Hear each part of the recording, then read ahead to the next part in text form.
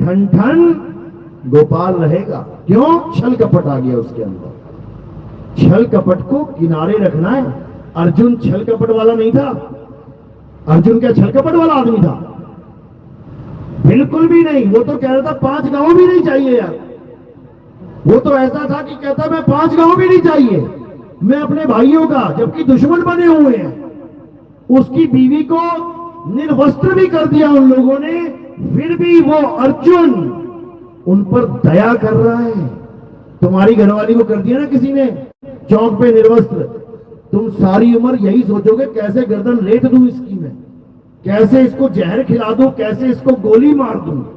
और अर्जुन क्या कह रहा है कि भले इन 100 भाइयों ने मिलके मेरी घरवाली को कपड़े उतार दिए उसके, लेकिन फिर भी वो कह रहा है मुझे नहीं चाहिए 5 गांव, मैं इनका कत्ल नहीं करूंगा। धर्मात्मा है वो।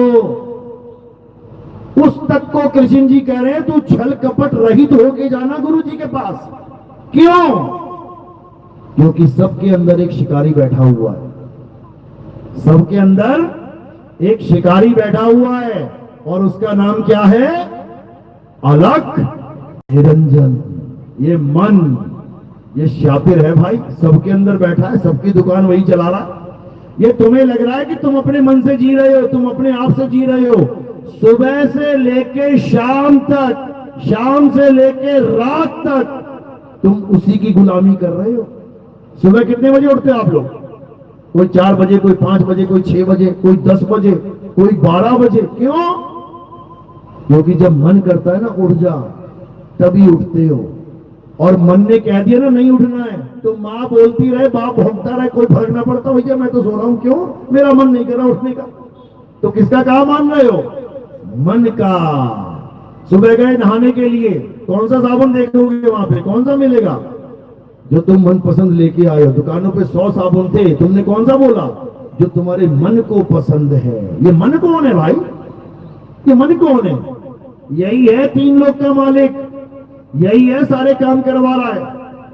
नहा धो के तुम गए कपड़े लेने, अलमारी में पड़े हैं 100 तरह के कपड़े पड़े हैं, कौन सा उठाओगे?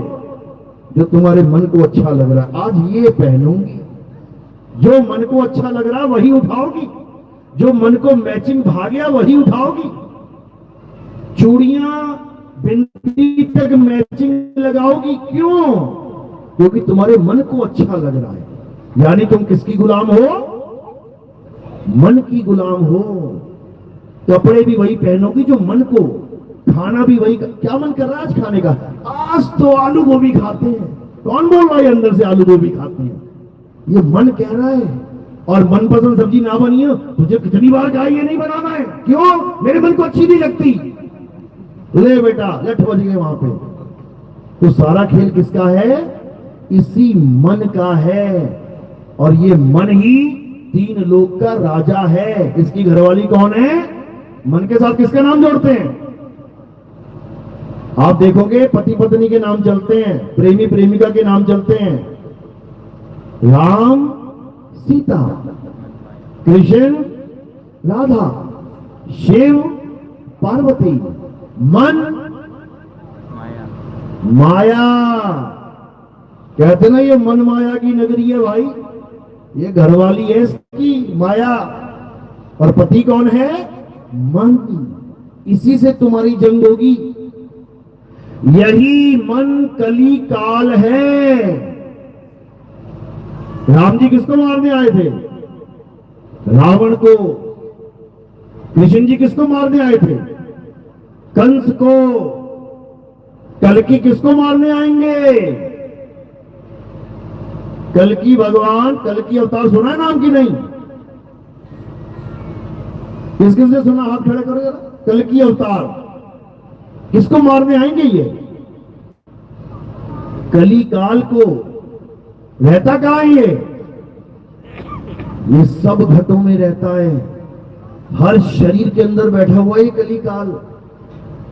सबकी गाड़ी का स्टीयरिंग उसी के हाथ में है। वो दाएं मोड़ता है तो दाएं मुड़ जाते, वो बाएं मोड़ता है बाएं मुड़ जाते। आज जेलें भरी पड़ी है किसके कहने पे? कली काल के कहने पे। जज कहता है क्यों मारा तुमने इसको? अरे इसने ऐसा बोल दिया, मेरा मन करे कि खत्म कर दूं। और कर दिया। किसने कहा था? मन ने कहा था। तूने क्यों कर दिया? कर दिया तो ले भुगत। इसीलिए साहिब ने बोला, मन के हारे हार है, मन के जीते जीत। यही है जिसके साथ तुम्हारी जंग होगी। इसी मन का खात्मा करने के लिए कल की अवतार आएंगे। इसीलिए साहिब ने क्या बोला कि जब कल की अवतार आएंगे, निकलंक अवतार आएंगे, निकलंक राया आएंगे, तो क्या होगा? मन को मार गगन चढ़ जाई, मान सरोवर बैठ नहाई। उसके बाद ये मन का खात्मा होगा। अपने अपने मन को सब कोई डारो मार। सब अपने अपने मन का खात्मा करेंगे और जो अपने मन का खात्मा कर देगा वो मुक्त हो जाएगा। और जो मन का गुलाम बना रहेगा वो यही धक्के खाएगा 84 में, उसका कुछ होने वाला नहीं है। तो साहिब यही समझाने के लिए आए कि तेरा साईं तुझ में है और दुश्मन भी तुझ माही। अगर परमात्मा तेरे अंदर है तो काल भी तेरे अंदर बैठा हुआ है। दोनों की पहचान कर, असत्य को त्याग, काल को त्याग और सत्य को अपना, निकलंक राया को अपना, आत्मा को अपना। जब आत्मा को अपना लोगे तो ये मन अपने आप ठंडा पड़ जाएगा। तो क्या करना है? सोई गुरु पूरा कहावे, जो 2 अक्षर का भेद बतावे, एक छुड़ावे एक लखावे, तब प्राणी निज घर को जावे। यानी 2 प्रकार के अक्षरों का, 2 प्रकार के तत्वों का, 2 प्रकार के ज्ञान का, 2 प्रकार के नाम का भेद प्राप्त कर ले। एक सतनाम, एक असत नाम। असत नाम को छोड़ सतनाम को अपना ले। एक ज्ञान, एक अज्ञान। अज्ञान को छोड़ ज्ञान को अपना ले। एक आत्मा, एक मन। अरे मन को छोड़ और आत्मा को अपना ले। एक अक्षर और एक निअक्षर। अक्षर को छोड़ और निअक्षर को अपना ले। बात खत्म हो गई। इतनी सी बात को समझने में जन्मों जन्म बीत जाते हैं। तो अब क्या करना है? अब आत्मा के अलावा किसी को नहीं पूजना है, परमात्मा के अलावा किसी पर ध्यान नहीं देना। ये शरीरों की पूजा, ये पत्थरों की पूजा, ये मंदिर मस्जिद इंसानों के द्वारा बनाए हुए, इनको भगवान नहीं मानना भाई, इनको परमात्मा नहीं मानना। परमात्मा कहाँ है? जीव तिल माही तेल है, जीव चकमक आग, तेरा साईं तुझ में है, जाग सके तो जाग। हे अर्जुन, जो अपने इस जीवन काल में आत्मा यानी अचल आत्मा, 2 आत्मा बताई गई गीता में। एक वो जो अचल है, एक वो जो चलायमान है, एक वो जो अडोल है, एक वो जो 84 में भटक रही है। जो 84 में भटक रही है उसको क्या बोलते हैं? उसको जीव आत्मा बोलते हैं, जीव आत्मा। और जो अचल है, अडोल है, सदा स्थिर रहने वाली है, वो कौन है? वो परमात्मा है। दोनों का भेद बता रखा है गीता में। अध्याय 2 पढ़ोगे, दोनों का जिक्र है। हे अर्जुन, ये जीवात्मा 84 लाख प्रकार की योनियों में भ्रमण करती है। एक तो है जो भ्रमण कर रही है यानी चल रही है, और एक अध्याय 2 24वां श्लोक, हे अर्जुन ये आत्मा अचल है। अचल यानी वो नहीं भ्रमण कर रही, वो चल नहीं रही है, वो अचल है। जिसके लिए गरीबदास जी महाराज समझा रहे हैं, सतगुरु के लक्षण कहूं अचल विहंगम चाल, हम अमरापुर ले गए ज्ञान सबद सरधाल। कहते हैं ऐसा गुरु मिल गया जिसने चल आत्मा को यानी जीव को अचल आत्मा से जोड़ दिया, यानी परमात्मा से जोड़ दिया। इस जीव को पीव से जोड़ दिया। जब जीव पीव से जुड़ जाएगा तो क्या हो जाएगा? पीव ही हो जाएगा। जैसे चलने वाली नदी को, नदी चलती है आज उत्तराखंड से चली, यूपी में आई, यूपी से चली, एमपी में आई, एमपी से चली, महाराष्ट्र में आई, होती होती होती होती समुद्र में गिर गई। समुद्र अचल है, नदी चलती है, नदी जीव है और समुद्र पीव है। तो जब जीव पीव में एंट्री कर जाता है तो क्या होता है? जीव ही पीव हो जाता है। गरीदास जी की वाणी में समझा रहे हैं, कहते कोटि तो ब्रह्मा भय, कोटि भय ईश, साहिब तेरी बंदगी से ये जीव होए जगदीश। कहते हैं ये जीव ही पीव हो जाता है जब इसे अपना अचल स्वरूप प्राप्त हो जाता है, चल स्वरूप नहीं। चल स्वरूप तो जीव का है, ये कुत्ता बिल्ली बकरा आदि घोड़ा बन के बैठा हुआ है, ये भी तो जीव ही है। ये जीव अनंत है, जग में जीव अनंत, न जाने पीव को बहुत कहा समझाए 84 के। जीव को बहुत समझा लिया इसको, लेकिन ये जीव पद को त्यागना ही नहीं चाहता। ये परमात्मा को भी काया में ढूंढ रहा है, इंगला पिंगला सुषमना में चला जाऊं, श्वासा का जाप कर लूं, कानों में बंद करके 5 धुनें सुन लूं, बर्बाद हो जाएगा। भगवान का नाम जप लूं, बर्बाद हो जाएगा। भगवान का नाम छोड़ और अपने सत्य स्वरूप को जान।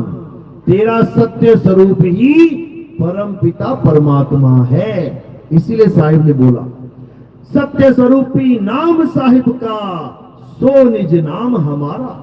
हमें केवल अपना स्वरूप जानना है, ये जंतर मंतर नहीं रटने हमने। कोई कह रहा राधे राधे राधे राधे कर लो, कोई कह रहा राम राम राम राम जप लो, मुसलमान है तो कह रहा अल्लाह अल्लाह कर ले, सिख भाई आ गया तो कहता वाहिगुरु वाहिगुरु कर ले। अरे तुम्ही ने बनाए हैं सारे नाम, ये इंसानों ने बनाए हैं नाम। ये हिंदी पंजाबी उर्दू फारसी, ये चाइनीज, ये मंगोलीज, ये डच फ्रेंच, ये पुर्तगीज, ये सारे नाम इंसानों ने बनाए हैं। इंसान अपने बनाए नाम ही जपने में लगा हुआ है, इससे कल्याण नहीं होगा। उसको जान जो इंसान बना नहीं सकता, और वो क्या है? शुद्ध चैतन्य आत्मा। बना के दिखा दे, नहीं बना सकता। इसको जानना है तो कहते हैं घर घर मंत्र देत फिरते हैं, माया के अभिमाना और गुरुआ सहित शिष्य सब बूढ़े। कहां बूढ़े? नर्मदा नदी में बूढ़े क्या? ये गंगा में बूढ़ गए, 84 में बूढ़ गए। गुरुआ सहित शिष्य सब बूढ़े, अंतकाल पछताना साधो देखो ये जग बौराना। कहते जो घर घर मंत्र देते फिरते हैं, आओ बेटा राम राम जप लो, ए राधे राधे करो, राधे राधे, ए अल्लाह अल्लाह कर, वाहिगुरु वाहिगुरु कर। ये सब मंत्र जपनीय है, ये जपी है, ये जपी है। और जो तपस्या कराते हैं वो तपी हैं, जो घर बार छुड़वा देते हैं सन्यासी हैं। ये जपी तपी सन्यासी आत्मज्ञानी नहीं है भाई, ये मंत्र ज्ञानी है, तंत्र ज्ञानी है। तो कहते हैं गुरुआ सहित शिष्य सब बूढ़े। 84 में जाना पड़ेगा, गुरु को भी चेले को भी। क्या बनेंगे ये?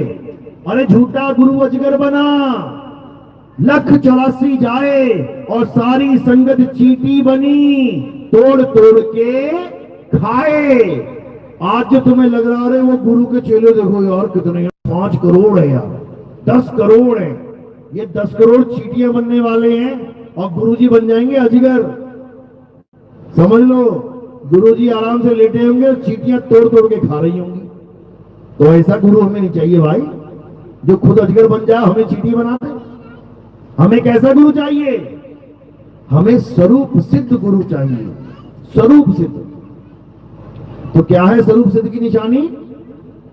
कि वो तुम्हें जंतर मंतर तंत्र से छुड़वा देगा, वो नाम जाप से छुड़वा देगा, वो हर प्रकार की पूजा पाठ हवन यज्ञ, ये जितने भी तीर्थ मूर्त, ये व्रत उपवास, इसका व्रत कर लूं उसका व्रत कर लूं, सब छुड़वा देगा। और क्या बताएगा?